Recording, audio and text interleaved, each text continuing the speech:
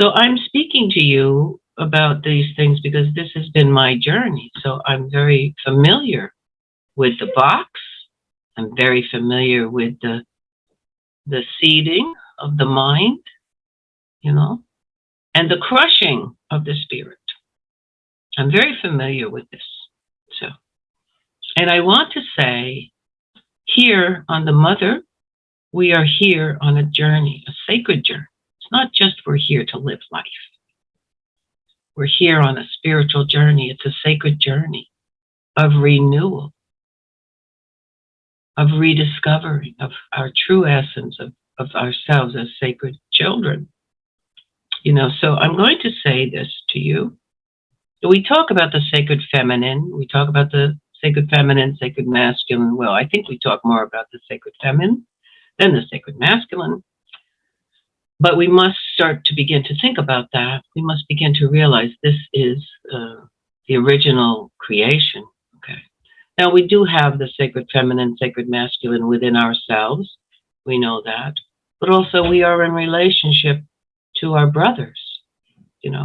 The sacred masculine, they have the sacred masculine, sacred feminine within themselves, and everyone's been corrupted and messed with. So nobody sees themselves as sacred. No one knows themselves as sacred. If I say to you, I know you, and I truly know you as a sacred being, that's what I know you to be. I know you that way. So I had to find my way there too, because I despised myself. I doubted myself. These were the seeds that were planted. So our first peoples, connectedness, plant these seeds because the seeds were planted in them. This is generations. We're talking generations. Then we go out into the system, education, and whatever, wherever we're led, and that system also plants these seeds, okay, of negativity. You're not valuable enough. You don't have a degree. You're not educated. You're not an artist because you don't have, a degree. You don't have a piece of paper. You're not significant because you didn't go to school. I'm not educated. I was never educated. I would say, the system education. I never received a system education. A lot of our elders in the tradition, Lakota tradition and indigenous traditions, many, many of them never were educated. They were never captured, taken from their people to educate them into the government schools. That didn't happen to them, thankfully. So they maintained their own connectedness to creations. I was educated by the mother. I was educated by the tree people, by the little people, by the four-legged, by the wingeds, by the ancestors. That was my connectedness, my relationship. So I escaped things into the little forest where I lived. So it was the mother, and it was the holy beings, sacred beings, the elementals that helped me they saved my life. And that was my education. So I'm not formally, I guess the term is formally educated. So yes, I also, as many of you women are artists. I'm an artist in many ways. You're not just a painter. That's not just all you are. As a creative being, your creativity is on many, many, many levels. So it's sort of like, again, I didn't believe I was an artist because I didn't have a degree. I was not educated. I didn't go to get a certificate, a Bachelor of Arts, or whatever these things are that we get. So I guess I say I'm autodidactic, which is that it's just free. The self expresses itself freely and naturally, you see. If we allow ourselves to be free, without the mind that says, well, you have to paint this way. This is what they say you have to do to create this, use these colors. This is the way they tell you to create. So someone else is telling you how to create, right? So it's just like someone else is always telling you how to be, how to talk, how to look, how to fit in, how to be acceptable. So it's the same thing with your natural creativity. No one can tell you what's within you that needs to come forth, that is, wants to come out through you as the vessel. You are the vessel, We are the vessels. When we open ourselves, the creative forces move through us. If we're thinking too much, we stop that. We block it. We block it. It's anything that we do. If we intellectualize anything, we're blocking creation. We're blocking the natural creative force from above and through us, and from below and in through us. Again, that cycle, that beautiful cycle of connectedness and oneness, and the force of creativity and the joy of that, the beauty of that. So we are a vessel. So where are you in this, in this signature of a vessel? With what is above, so below, we speak of that. And we are here. So we are in the center of this extraordinary movement of creativity, of receiving, of giving. It's reciprocity, So you do that with open heart spirit, we call it. Go into your heart spirit. No, it's nothing to do with thinking at all. No intellectualizing on this. Here's a piece of paper. Okay, the paper is clean. It's pure white or whatever. Now, so I have my pencils laid out. I've got all the colors they told me I must have. All the colors are here. They told me. They're all out. Every color. I went to the art store and I got every color they told me. Everyone. I have to have this, that, and so on and so forth. And I have to have these types of brushes, and also everything is all laid out. So I'm all set. Here I am now. I'm facing this piece of paper. Now, right away, you start thinking, what starts to go on? What is it that starts to happen to you? How do you approach this space, right? How do you approach this space? Is not empty. It's not an empty space. It has frequency. It has vibrancy. It's a structure, vibration. It's a living structure. This what we call paper. It's not blank. Something's happening there. It will talk to you if you let it. So, but you can't think about it, because immediately you sit down and you start getting anxious. Now, let me start. I have to make a painting now. What's the painting going to be? What should it be?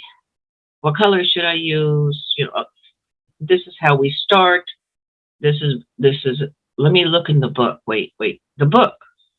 Somebody wrote this book. There's a book for everything, by the way. There's a book for everything you want. Every question you have, there's a book written by someone who says they have the right way to do it, right? So it's like, that's how we've been indoctrinated to believe. I must look to the book. I must look to the other they'll tell me. Every part of our life, there's a book written. You just have to go to the library or get it online. It will tell you. What did you have a dream recently? Was it a water dream? Was it a dream? I don't know about. Did you walk under a ladder? Did you see an eagle one day, or maybe a fox crossed your path? What happened? Well, go to the book. There's a book. Yeah, go. I don't know. There's a book that says Animal Speak book. It's called Animal Speak. Or there's some guru that will tell you Oh, there's a dream book too. There's a dream book. I've heard that there's a dream book. So there's chapters, chapter on water dreams, chapter on ladder dreams, chapter on uh, animal dream, horse dream.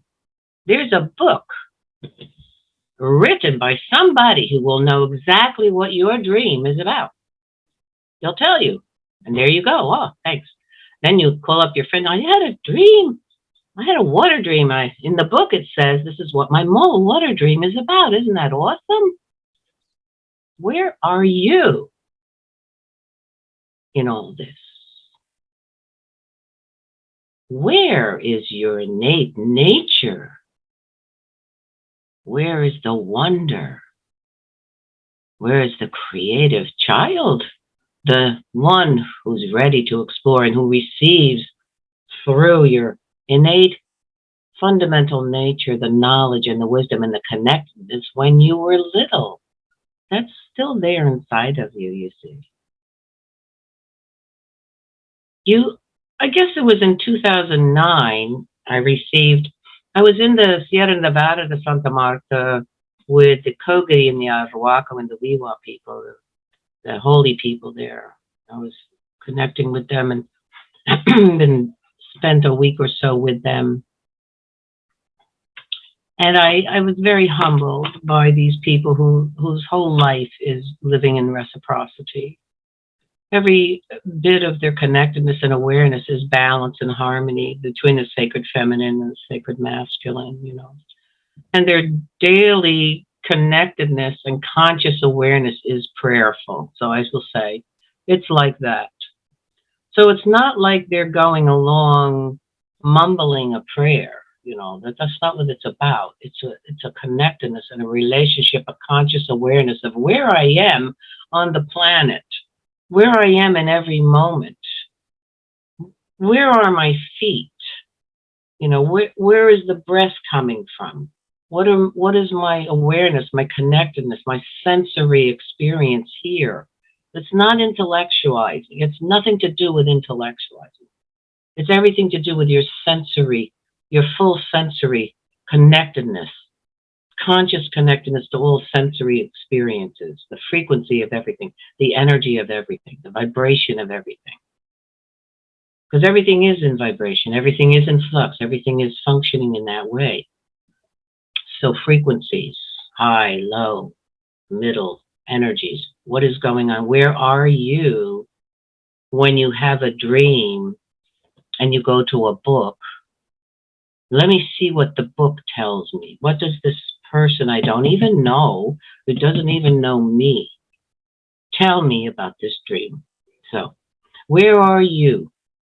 Where are your innate knowledge and wisdom? It will come, but you have to be open to it. You have the knowledge. You have the wisdom of it. What about the water dream? Your water dream is going to be different information than my water dream. You'll never find it in chapter 7 in dream interpretations in a book. Just not there. Because you are unique, completely unique, significant, that you received this particular information in a dream, or a particular animal showed itself to you in such a way that it shocked you, that it stunned you, that you said, wow, wow, look at that. Oh, I have to tell my friends about this. Where are you in this creation? Because we're one with this creation, and the creation is unfolding and creating, and we're part of creation. We're co-creators. If you stuck your head in a book to find out what this animal said to you, what this winged one said to you, what this vision was, you're not going to move. You're not moving. There's no movement.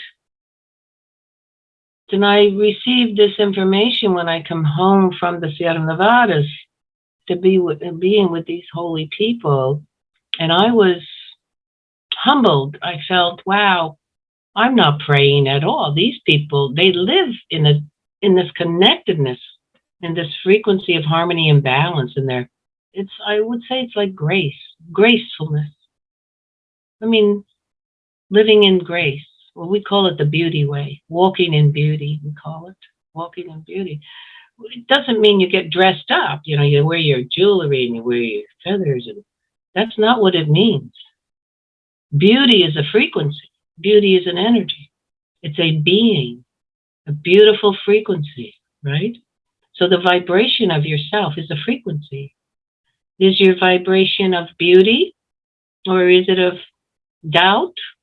Is it of fear? Because that's how you're walking then on the mother. And that's who you become, and that's who you express yourself as. So I feel you. We feel each other. I feel you. You feel the people you're around. You feel something, and you say, "Gee, I'm feeling something, but I don't know what it is." Have you ever done that? Oh, is it mine? What am I feeling? I don't even know what I'm feeling, but I'm feeling something. So then do you say, "Oh well, but wait, stop, stop, stop, stop. I'm feeling something. You know, let me be for a moment." Just like, wow, look at that winged one. Wow. And then you just run and, "Oh, let me tell somebody. Wait, stop, stop, stop, and sit and take a breath. Get all the stuff out of your head. Stop, stop it. Go down into your heart spirit. Just take your breath down into the heart spirit.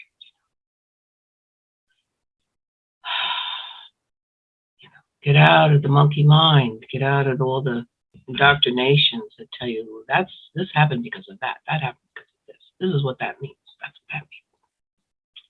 If you really want to know, if you really, really want to be in relationship with all this creation that is around you, you have to stop.